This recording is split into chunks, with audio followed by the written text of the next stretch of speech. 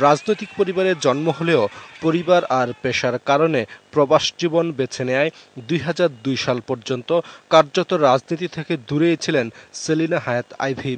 নিউজিল্যান্ডে ৭ বছর কাটিয়ে দেশে ফিরে ২০০৩ সালে নারায়ণগঞ্জ পৌরসভার চেয়ারম্যান পদে নির্বাচন করে তিনি জয়লাভ করেন।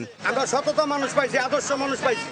২০১১ সালের সিটি কর্পোরেশন নির্বাচনে আওয়ামী লীগের সমর্থন না পাওয়া এবং শক্ত প্রতিপক্ষকে মোকাবেলা করে নির্বাচনে জয়লাভ করা ছিল আইভীর জন্য চ্যালেঞ্জের। এই নির্বাচনে এক সাহসী, স্পষ্টবাদী ও প্রতিবাদী আইভীকে দেখে দেশবাসী সততা, আত্মবিশ্বাস এবং মানুষের ভালোবাসা আর আমার বাবার দেওয়া শিক্ষাই আমাকে এই সাহসী করে তুলেছে। সততা সেটা তো আমার নিজস্ব একটা গুণ। সবাই জানে আমি একটু বদমেজাজি, মেজাজ করি, হইচই করে কথা বলি, মুখের উপরে কথা বলে দেই।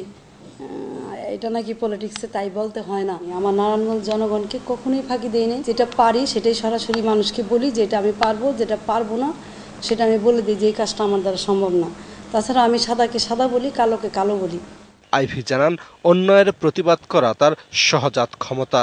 তখনকার সোভিয়েত রাশিয়ায় MBBS পড়ার সময় আফ্রিকান এক ছাত্র বাংলাদেশি এক ছাত্রকে দেশের নাম ধরে গালি দিয়েছিলেন।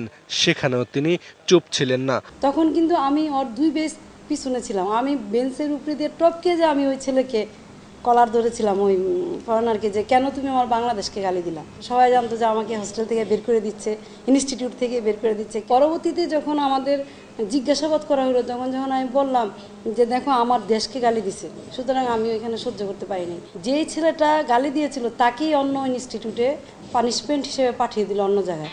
বন্দরে কার্যক্রম দেখতে মেয়রের প্রটোকলের চিন্তা না করেই সাধারণ খেয়া নৌকায় শীতলক্ষ্যা নদী পার হয়ে টেম্পো বা ইজি বাইকে এলাকায় ঘুরতে স্বাচ্ছন্দ্য বোধ করেন তিনি।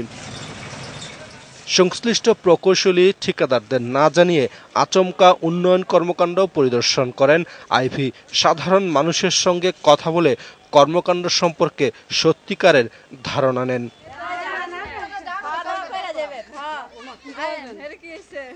যেখানেই যান তাকে ঘিরে তৈরি হয় এক উন্মাদনা। বিশেষ করে সাধারণ নারীরা বাড়িতে নিয়ে ভাত খাওয়ানোর জন্য জোরাজুরি করতে থাকেন সিটি কর্পোরেশনের প্রথম নারী মেয়রকে। আমি আমার নীতি আদর্শের বাইরে যাই কোনো কাজ করব না। আমি কোনো রক্তচক্ষুর কাছে মাথা নত করবো না, জবাব দিয়ে করতে বাধ্য না। মানুষের জন্য কাজ করি, ব্যক্তি স্বার্থে কোনো কিছু করি না। এটাই আমার সাহস, এটাই আমার শক্তি, এটাই আমার সঞ্চয়। মাসুদুল হক, ATN নিউজ, নারায়ণগঞ্জ।